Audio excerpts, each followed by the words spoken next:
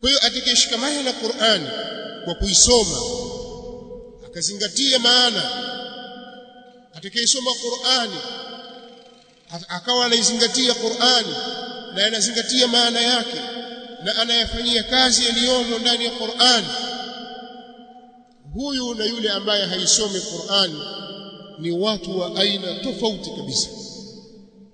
Hata kama jamii itaona kwamba hawa wako sawa, lakini mbele za Allah hawako sawa, ni watu walio tofauti mkubwa sana. Kwa maana ya kwamba kama ikiwa wewe huisomi Qur'an, basi wewe ni katika wajinga wa mwisho kabisa. Yani ikiwa wewe huijui Qur'an, wewe ni katika wajinga wa kiwango cha chini kabisa. Yani ni mjinga wa kudharauliwa wa kiwango cha chini kabisa kisisomithilika, ikiwa wewe huijui Qur'an. Huo ndio ukweli.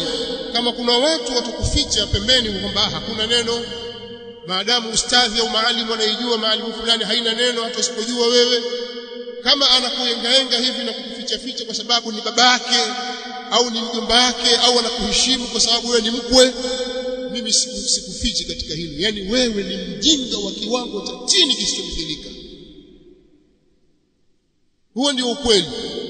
Na mbele za Allah jalla wa ala wewe ni mtu duni sana kwa kuwa hukijui kitabu chake.